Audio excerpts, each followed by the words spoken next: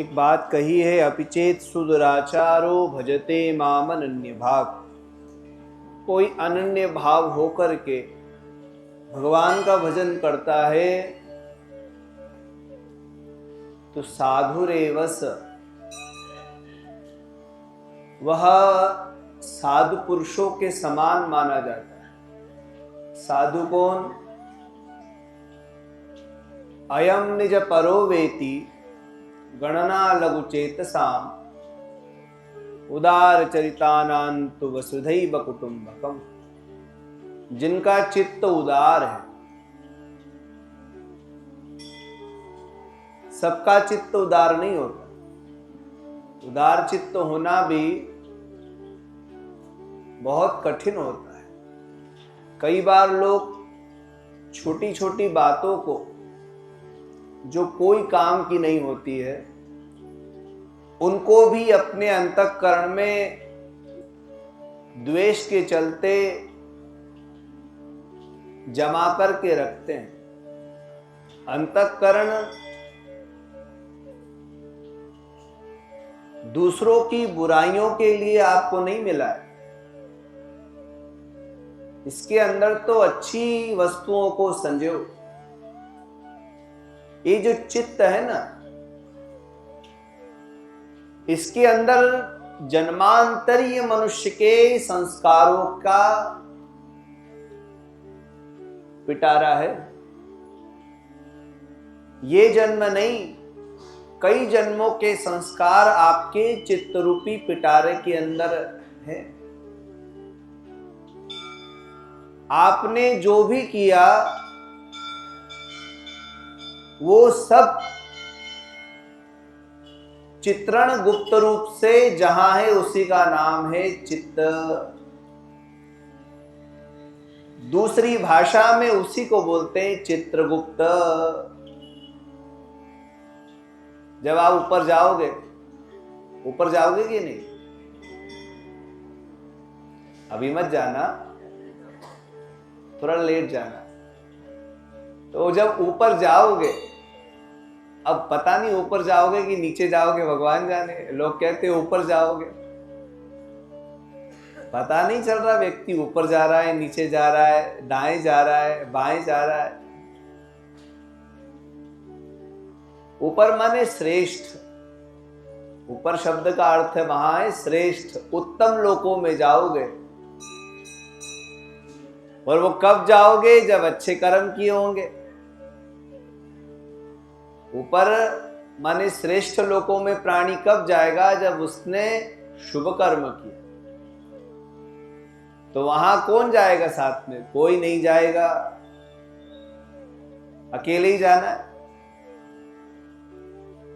तो कर्मानुगो गच्छति जीव एक। मनुष्य ने जो शुभाशुभ कर्म किया है, उसका जो पाप पुण्य फल है वो जाएगा। और वहां जब धर्मराज की अदालत में खड़ा होगा तो वहां उसका गवाही कौन देगा? उसकी गवाही देने के लिए कोई अलग से थोड़ी जाएगा साथ में। क्या आपने कही यार चल तू भी साथ में, वहां गवाही दे देना, वापस आ जाना? ऐसा तो होगा नहीं। और यदि गलती से ले भी गए तो वो और कहीं जाएगा, आप भी और जाओ। क्योंकि ये शरीर यहीं तक ही है, आगे नहीं जाएगा। कितना ही आप इसको संभाल के रखो, पर ये आपके साथ दूसरे लोकों में नहीं जाएगा। कौन जाएगा? दूसरा शरीर मिलेगा, सबको अलग अलग शरीर मिलता। यहां भगवान ने अनुग्रह करके ये मनुष्य शरीर दे दिया। आपने अगर पुण्य कर्म किए तो आपको और दिव्य शरीर मिलेगा। और मेरे जैसे किसी व्यक्ति ने खोटे कर्म किए तो और पापमय शरीर मिलेगा। और यदि आपने निष्काम होके भगवत आराधना करी तो सीधे भगवत धाम जाए। सबको अलग अलग शरीर मिलता है। शरीर तो एक रूप से गाड़ी है। जब आपने गाड़ी खरीदी, थोड़े दिन रखी, फिर सरकार ने कहा भैया 15 साल से ज्यादा नहीं रख सकते इसको, तो आपने बदल दी, दूसरी गाड़ी ले ली, अब उससे प्रेम हो गया। देखो पहले वाली गाड़ी से आपका बड़ा प्रेम था, जब आपने गाड़ी खरीदी और गाड़ी चल रही है तब आप ड्राइवर से कह रहे भैया देखना जरा सी खरोच भी नहीं आना चाहिए, नहीं तो मेरे प्राण निकल जाए। और जब आपने उसको बेच दिया और पता लगा कि गाड़ी के खड्डे में गई तो चूल्हे में पड़े, हमको क्या करना। क्यों? क्योंकि पहले उससे प्रेम था, क्योंकि हमारी थी, अब नहीं है, क्योंकि अब उसके ऊपर आपका कोई भी मालिकाना हक नहीं रहा, दूसरे की हो गई। तो ये शरीर कब तक आपका है? जब तक प्राण पूरे होते ही शरीर यही छूट जाएगा। और छूटते ही देखो कितना ही सुंदर व्यक्ति हो, थोड़ी देर बाद में सड़ने लग जाता, ना देख सकता, ना बोल सकता, ना सुन सकता, ना चल सकता, कुछ नहीं। और पहले वो सारे रसों का व्याख्यान कर लेता था कि वाह गुलाब जामुन कितना अच्छा बना है, रसभरी कितनी सुंदर बनी है, मूंग का हलवा कितना मजेदार बना था। और मरने के बाद में उसके पीछे के लोग खाते, वो तो बचा नहीं खाने के लिए। एक बार एक परिवार के यहां गया मैं बैठने के लिए, उनके यहां कोई चला गया था, तो हमने कहा भाई आश्रम के परिचित थे तो हम गए। अब जो गया वो उम्रदार था, पूज्य भगवान के बड़े कृपा पात्र रहे। जब उनके घर गया तो वो जलेबी बन रही, समोसे बन रहे, हमने कहा भाई ये तो अभी आशौच का घर है और यहाँ पर ये क्या हो रहा है। तो उन्होंने कहा महाराज हमारे यहाँ प्रथा है कि जब व्यक्ति चला जाए तो पीछे वो अच्छा मनाते। हमने कहा ये भी अच्छी बात है, तुम जाओगे तो खुशी मनेगी पीछे की, चलो कंटक टला।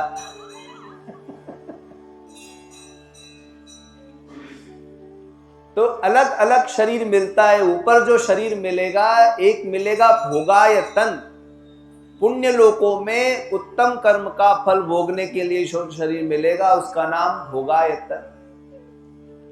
और पापादि को भोगने के लिए यातना शरीर मिलेगा, और वहां कोई भी आपकी गवाही नहीं देगा, एकमात्र आपका चित्त ही आपकी गवाही देगा, उसी का नाम है चित्रगुप्त। सारे चित्रण आपके चित्त में है। और ये जो संस्कार है ये चित्त के अंदर बैठ जाता है। आपने एक बार अपने मस्तिष्क में बिठा लिया कि भैया ये खड्डा है, जब भी खड्डा आए चलते समय उसको लांघना चाहिए। जब भी खड्डा आएगा अपने आप आपकी इंद्रिय सक्रिय हो जाएगी, चित्त संदेश देगा, मन इंद्रियों तक पहुंचाएगा, इंद्रिय सक्रिय होती जैसे ही खड्डा आएगा फिर आगे बढ़े।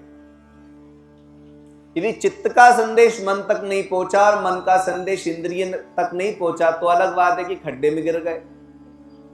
पर यदि आप सक्रिय रहे, मन सक्रिय रहा, तो ये अंदर के जो संस्कार है, आप सोचिए बालक का जन्म होता है, छोटा सा बालक, पशु पक्षी मनुष्य का कैसा भी, इतना संस्कार उसके अंदर है कि जीवन यापन करना है,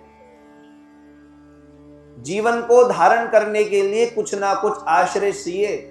तो जैसे ही वो बच्चा पैदा होता है, माता के दूध का स्तन का जब पान करता है तो दूध को चूस करके गलबिलाक अनुकूल व्यापार जिसको कहते हैं, अंदर गटकने का जो ज्ञान है वो तो उसको किसी ने नहीं सिखाया, जन्मांतरी है, सीख के आया, वो संस्कार है, वो कभी नहीं जाता। तो ये जो चित्त है ना, इसके अंदर कई प्रकार के संस्कार हमारे अंदर विद्यमान है।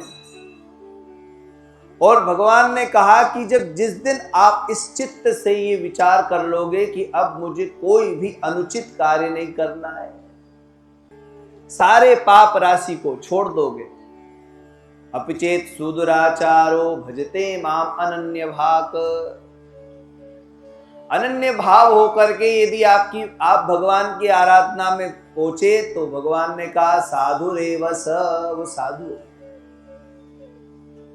और हम बता रहे हैं कि साधु वही है जिसका अंतःकरण, जिसका चित्त महान।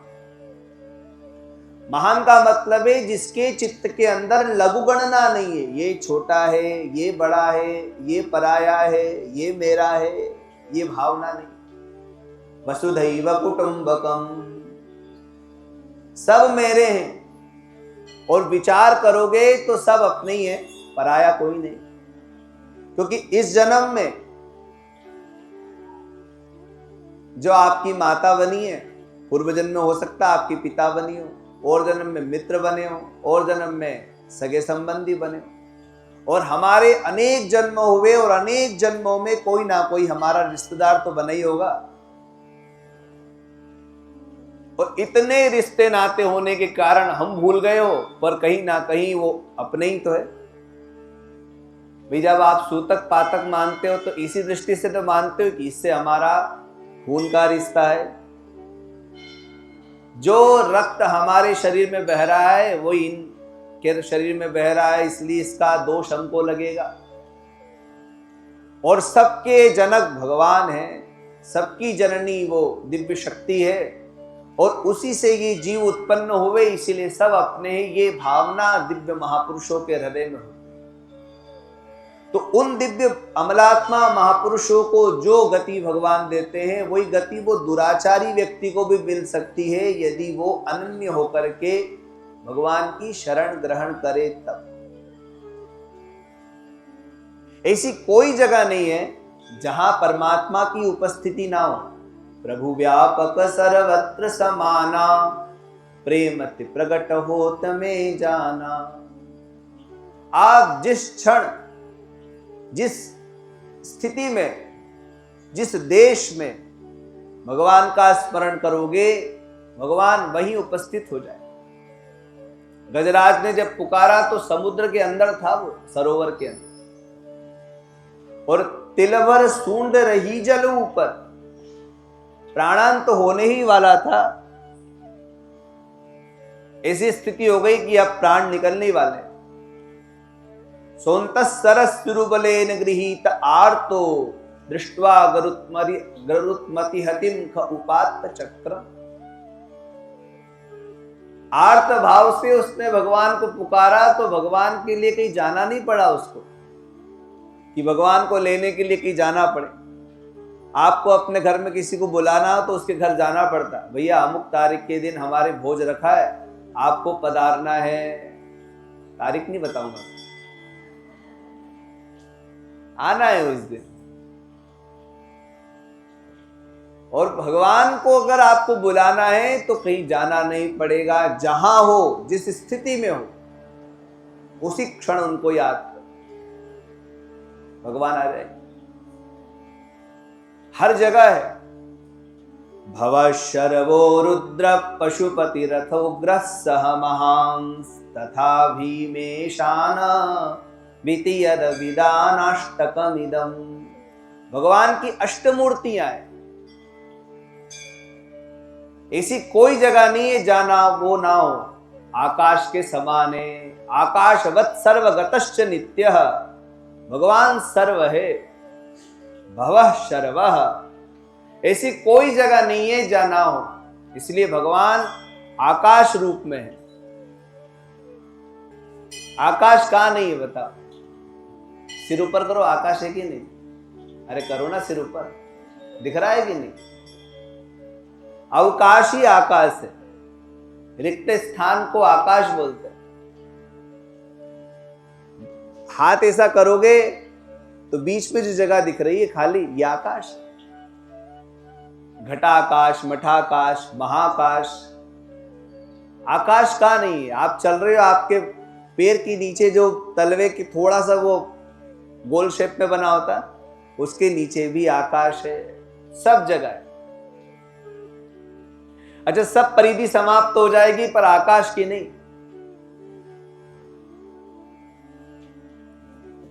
आप अमेरिका गए, यहां से अमेरिका पहुंचे तो भारत की सीमा समाप्त हो गई, दूसरी सीमा लग गई और बीच में समुद्र आ गया। और पृथ्वी से अंतरिक्ष में चले गए तो पृथ्वी की सीमा समाप्त हो गई, अंतरिक्ष आ गया। और फिर दूसरे आजकल लोग प्लाट खरीद रहे हैं ना चंद्रलोक में, आपने भी लिया?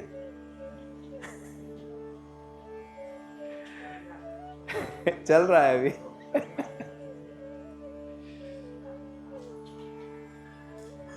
एक ने मेरे से कहा महाराज मैं चंद्रलोक से आया। कैसे आया? बोले सीढ़ी से उतरा। तो हमने कहा सीढ़ी का? उन्होंने कहा वापस पहुंचा दी।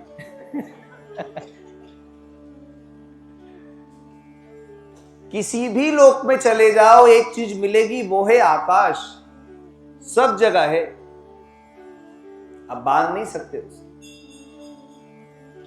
और ना वो घटता है ना बढ़ता है, सब जगह। ये यहां आकाश है, ये मठा आकाश दिख रहा है। आपने एक सीमा बना दी, सीमा हट जाएगी, ना आकाश कहीं से आया और ना कहीं गया, वहीं का वहीं है। भगवान आकाश मूर्ति है। भगवान के अलग अलग तत्वों के शिवलिंग विराजमान है। उसमें जो आकाश लिंग है, भगवान को कहते हैं चिदंबरम। अंबर माने आकाश, चित माने प्रकाश, ज्ञान। भगवान की वहां स्वर्णमय प्रतिमा है नटराज के रूप। तो भगवान की दाहिनी ओर वहां एक छोटा सा आला है और उसमें वो शिवलिंग विराजमान है जिसको आकाश लिंग बोलते। वो दीपक की लो में दर्शन होता है, बहुत भीड़ होती है। आरती के समय कुछ क्षण के लिए ही वो दर्शन करवाते हैं, बाकी तो सामने स्वर्ण के नटराज बैठे हैं, दर्शन होता ही नहीं। पीछे भगवान के वो विराजमान है। महाकाश के रूप में विद्यमान परमेश्वर। ये जो पृथ्वी है, आकाश के बाद में आया वायु। भगवान वायुलिंग के रूप में। अच्छा बताओ वायु कहां नहीं है? वायु सर्वत्र गो महान। सब जगह है वायु। यदि वायु ना हो तो हम जी नहीं सकते। श्वास आ रहे जा रहे हैं, और यदि श्वासों में आने जाने में तकलीफ हो तो फिर डॉक्टर ऊपर से देता है, ऑक्सीजन देगा तभी चलेगा। ये प्राण किसके आधार पे आ रहे हैं? वायु के। आपके प्राण अंदर 10 प्राण होते हैं, 5 महाप्राण होते हैं। और वैसे तो हमारा पूरा शरीर चलनी होता है। ये जो रोम रोम छिद्र से प्राण आ रहे हैं और जा रहे हैं, और अंदर ये जो वायु बाहर जा रही है अंदर आ रही है, ये वायु सब जगह है। और वायु निरंतर गतिशील होती, वायु रुकती नहीं, निरंतर बह रही है, यहां से वहां, वहां से वहां।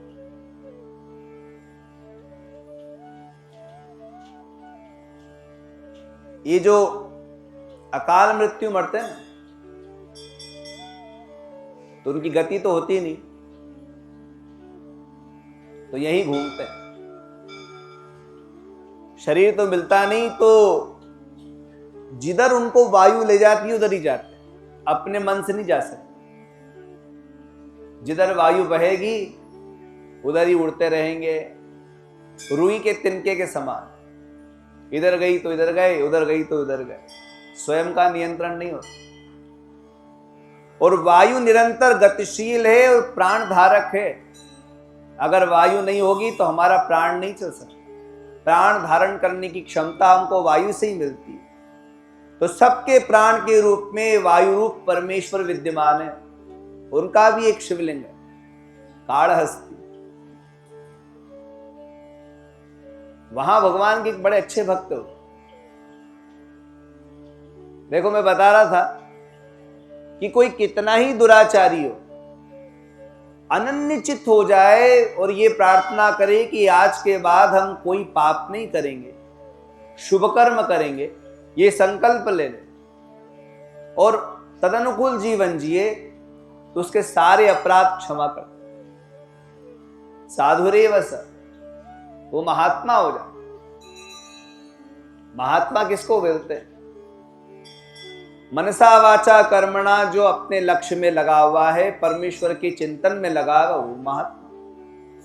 भगवान दर्शन सब जगह कर रहा है, वो महात्मा।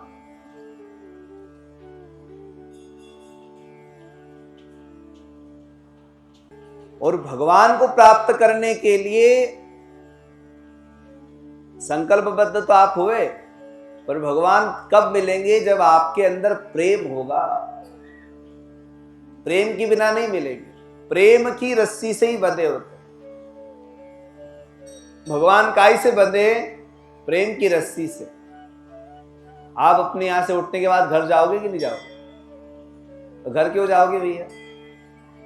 क्योंकि घर से प्रेम है, घर वालों से प्रेम है। अच्छा बताओ, अपने घर जाओगे कि पड़ोसी के? अपने घर जाओगे कि पड़ोसी के घर से प्रेम नहीं ना? अपने घर से प्रेम है, इसलिए वहां जाओ। राग की रस्सी है ये, प्रेम रज्जुकृत बंधन मन्यत।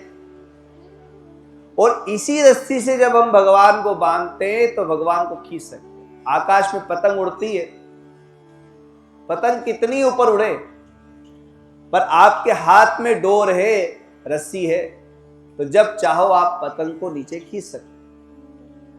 और डोर कट जाए तो बात अलग है। अब प्रेम नहीं कर रहे हो भगवान से तो फिर क्या बुलाओगे? फिर नहीं आए। और प्रेम से बुलाओगे, बुलाने में भी प्रेम चाहिए। एक दिन हमने बताया था कि जब बच्चा अपनी माँ से बोलता माँ एक गिलास पानी दे, तो वो अच्छा लगता है। और प्रकारांतर से बोले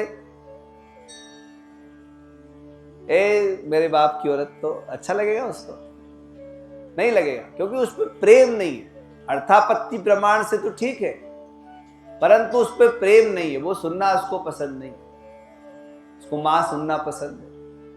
भगवान तक आपकी पुकार कैसे पहुंचेगी? तो प्रेम से पहुंचेगी। प्रेम ही है जो भगवान को आपकी ओर लेके आए।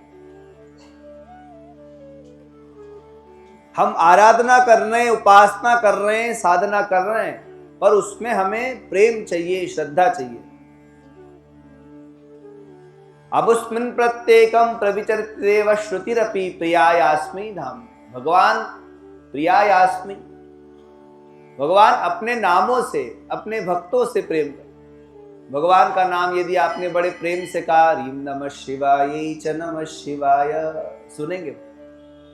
अपने भक्त से भी प्रेम करेंगे। प्रियायास्मि धाम प्रणिहित नमस्योस्मि भवते, आपने नमस्कार किया तो अपने नाम के प्रति उनका प्रेम है, उसको स्वीकार करेंगे। यदि आपने बड़े प्रेम से उनका नाम पुकारा तो वो उस बालक को, उस बालिका को, उस भक्त को अपनी गोद में बिठा ले। प्रेम में बहुत ताकत होती है, प्रेम बड़ा मजबूत होता है। और यदि आपने उनको प्रेम से पुकारा तो जहां होगे वहां वो आ जाएंगे। जब लख गज अपनो बल बरत्यो नेक सरियो नहीं काम, निर्बल वे बलराम पुकारियो आए आधे नाम, सुनेरी मैंने निर्बल के बलराम।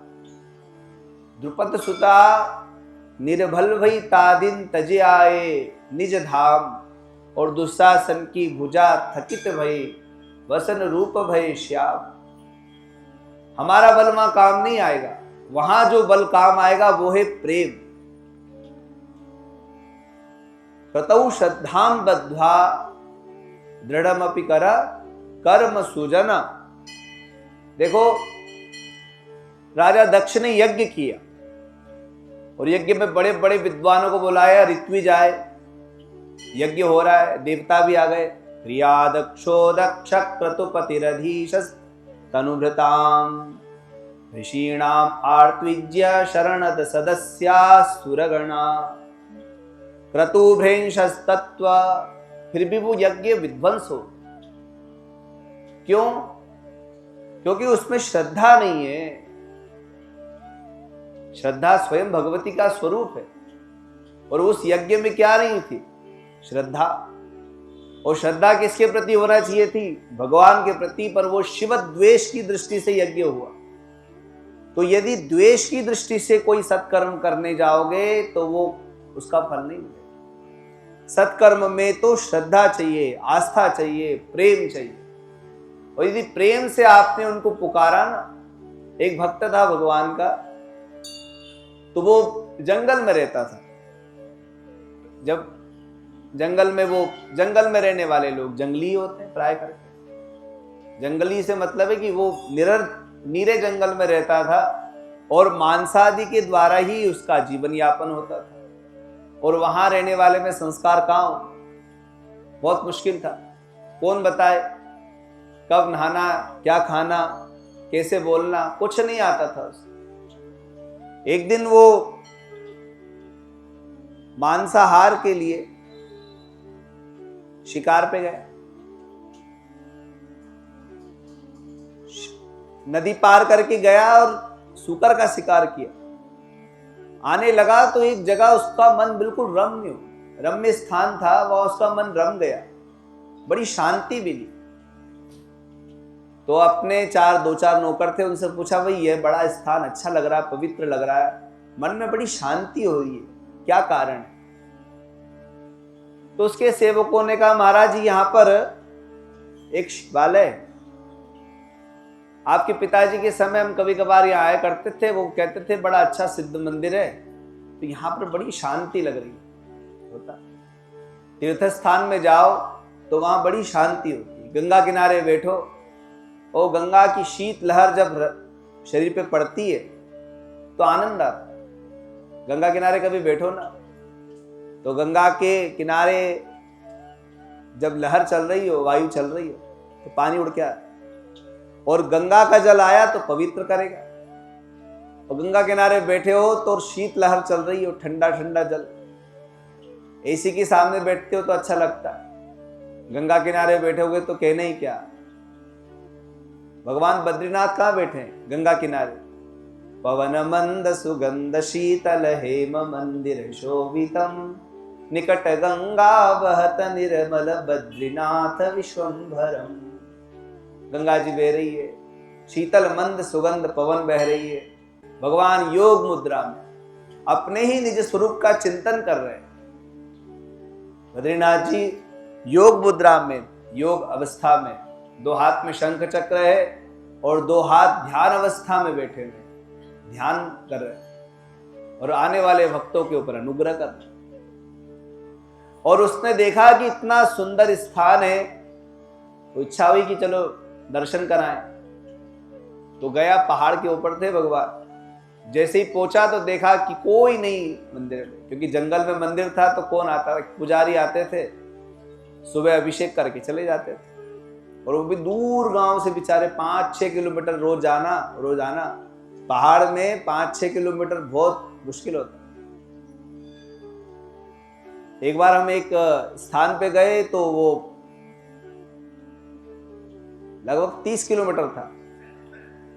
एक दिन में बहुत से बहुत 7-8 किलोमीटर ही चल पाए, क्योंकि बहुत खड़ी चढ़ाई, चढ़ते चढ़ते वहां पहुंचे। अब पहुंच तो गए, पर वो मंदिर जहां पहुंचना था, भगवती का स्थान था, वो नदी के उस पार था और नदी पे कोई पुल तो था नहीं। तो नदी की धारा के अंदर जाना बड़ा कठिन था और कंठ कंठ तक पानी, और वो बिल्कुल ग्लेशियर पिघल के ही आ रहा था। इतना ठंडा और तीव्र गति से बह रहा था। तो हम लोग वहां उतरे और उधर निकले। 3-4 जने थे, एक दूसरे को पकड़ते रहे, ऊपर देखते रहे। उसने कहा नीचे देखो कोई चक्कर आएंगे, ऊपर देखते रहो। अच्छा, क्योंकि स्नान के बाद में कपड़े पहनना थे, इधर सामान छोड़ नहीं सकते थे, तो सारा सामान वो जैसे गांव के लोग कुंभ आदि में जाते ना, तो सारा पोटली माथे पर रख लो, सिर के ऊपर रख करेंगे। शरीर से ज्यादा वजन तो उसमें था। और से डामाडोल होते हुए, लहर में लहराते हुए कैसे तैसे पहुंचे। अब गए कि तब गए, और वो बिल्कुल नीचे खाई में गिर रही थी गंगा जी। ये जो मधुगंगा आती है ना, इनको पार किया और ऐसा लगा यदि गलती से हाथ छूट गया और एक भी फिसला तो कहावत ना, हम तो डूबेंगे। वो जितने होते सब साथ में जाते, पर भगवती का अनुग्रह, वापस चले भी गए, आ भी गए। और वो जब पहुंचा तो उसने देखा जंगल में कुछ नहीं, जंगल में पहाड़ों पे चढ़ना बड़ा कठिन होता है। वो पहुंच गए और पहुंच करके उसने देखा कि शिव जी के ऊपर कुछ हरी हरी सी चीजें चढ़ी हुई है, बेलपत्र चढ़े हुए थे, कुछ फूल चढ़े हुए, थोड़ा आसपास गीला देखा, उन्होंने कहा अरे कौन मूर्ख आया जो ये इतने सुंदर भगवान इनके ऊपर ये सब चढ़ा के गया, उसे सब साफ किया और सुअर पका के लाया था, खुद खाने वाला था। सोचा कि देखो ये बेचारे जंगल में बैठे, कौन इनको खिलाता पिलाता होगा, तो स्वयं चक्कर के भगवान के सामने रखे जा रहा है। एक एक पोल खुद चक रहा है कि ठीक है कि नहीं, फिर भगवान के सामने रख रहा है और करके बहुत देर तक बैठा रहा, आलिंगन करता रहा, उठा ही नहीं। बहुत देर हो गई, सब लोगों ने कहा महाराज लेट हो रहे, चलो। बोले नहीं नहीं जाओ, शाम का समय हो गया। कहने लगा अरे ये जो देवता है ये बेचारे अकेले बैठे और कोई नहीं है इनके पास में, रात में ये हिंसक जीव कोई आ गया, किसी ने इनके ऊपर आक्रमण कर दिया तो धनुष बाण लेके रात भर मंदिर के रक्षा करता रहा, पहरेदारी करता रहा। और जैसे ही सुबह हुई, चिड़ियां चहचहाने लगी, तो वो उठा कि चलो आज भगवान के लिए कोई अच्छा शिकार करके लाएंगे। नीचे उतर, इधर पंडित जी आए, उन्होंने कहा अरे राम राम राम, मंदिर दूषित हो, ये सब मांस के टुकड़े, पता नहीं कौन सा हिंसक जीव आया और उसने मंदिर का जो शुद्धि, मंदिर की जो शुद्धि थी उसको अशुद्ध कर दिया। बेचारे गंगा पे गए, जल भर के लाए, पूरा मंदिर धोया, उसके बाद में फिर स्नान किया, फिर भगवान की पूजा करी, फिर बेलपत्र चढ़ाए, पुष्प चढ़ाई, अभ्यर्चना करी, कई बार भगवान को दंडवत होकर के क्षमा याचना मांगी, फिर चले गए। ये शाम तक फिर आ गया और आज तो इसने क्या करा, कई प्रकार के अलग अलग शिकार करे, 5-6 तरह के। जैसे थाली में आप भोजन बनाते हो ना, तो केवल रोटी से कहाँ मजा आता, सब्जी भी चाहिए, पापड़ भी चाहिए, अचार भी चाहिए, और 2-3 तरह की सब्जी नहीं हो तो कहाँ अच्छा लगेगा। मेरे नहीं बता रहा हूँ, मैं तो एक समय खा, वो भी थोड़ा सा, पर थाली बिल्कुल भोजन की व्यक्ति को पूरी भजी होना चाहिए। और उसने सोचा कि अकेला एक मांस खा के क्या करेंगे, अलग अलग तरह के जीवों का मांस पकड़ के ले गए और पकाया उसने, और मधुमक्खी के छत्ते को भी तोड़ा और उस पर शहद लगाया कि थोड़ा मीठा भी लगना चाहिए, भगवान को फीका फीका तुरा तुरा अच्छा नहीं लगा होगा। तो आज बिल्कुल वो लेके गया और सोचा कि ये पता नहीं भस्म वगैरह लगी हुई थी भगवान के ऊपर, उसको लगा कि क्या भगवान के ऊपर ये श्रृंगार कर दिया भस्म का बेचारे के ऊपर। तो पानी भरने के लिए उसके पास तो कुछ नहीं था, तो अपने मुंह में ही जल भर के लेके गया, सीधे शिवलिंग के ऊपर वो कुल्ला ही करा उसने तो। और फिर जगह नहीं थी क्योंकि हाथ में, एक हाथ में तो वो मांस था, दूसरे हाथ में धनुष बाण, मुंह में पानी भरा हुआ, तो अपने पैर से ही जो पुराने फूल वगैरह थे सब साफ किए और वो कुल्ला करके भगवान को साफ किया और फिर सामने मांस का भोग रख दिया। ऐसा आप कभी मत करना। ये मैं एक भक्ति की कथा सुना रहा और बड़े प्रेम से उसने भोग लगाया और ये रोज का सिस्टम हो गया। शाम तक वो, क्योंकि सुबह निकलता, शाम तक शिकार करता, शाम को भगवान को वो मांस का भोग लगाता और रात भर पहरेदारी करता। सुबह पंडित जी आते और वो देखते अरे राम क्या हो गया, बेचारे वो मंदिर की सफाई कर करके थक गए। उनको बहुत ग्लानि हो पंडित जी। भगवान ने स्वप्न में उनसे कहा देखो ब्राह्मण देवता, ये जो भक्त आकर के कर रहा है, जिसको तुम पोस रहे हो, ये मेरा परम भक्त है, बस इसके अंदर शुद्धाचरण नहीं है पर इसका प्रेम बड़ा पवित्र है। मैं इसके प्रेम के वशीभूत हो गया हूं, एक क्षण भी मैं इसके बिना रह नहीं सकता। भगवान स्वयं कह रहे। वो सुबह उठ करके भगवान ने उनसे ये भी कहा स्वप्न कि जब कल तुम सुबह पूजा करके जाओ, पूजा करने जाओ, तो रात में नीचे मत उतर, वहीं छुप जाना और देखना उसका प्रेम कैसा। वो छुप गए। ये आया और इसने वही पैरों से भगवान के सारे बेलपत्र पुष्प सब हटाए और कुल्ला भी कर दिया। और आज तो क्या, अपने सिर में जगह नहीं थी तो सिर में कुछ पुष्प में सुगंधित फूल लेकर के आया, वो रख दिए कि भगवान को सुगंध आती है। तो वही मांस का भोग लगाया और देखा कि भगवान की आंखों में खून निकल रहा है। तो उसको बहुत दुख हुआ कि प्रभु की आंखों में खून निकल रहा। जंगली था, जड़ी बूटियों को जानता था, तुरंत जंगल में गया, कई प्रकार की जड़ी बूटी लेकर के आया, लगाई, पर फिर भी वो खून रुका ही नहीं, बंद ही नहीं हुआ, उसकी धारा बहती रही। तो सहसा याद आई कि अरे अपने पास में भी तो आंख है। विषस्य विषम औषधम, कभी कभी विष ही विष की औषधि होता है।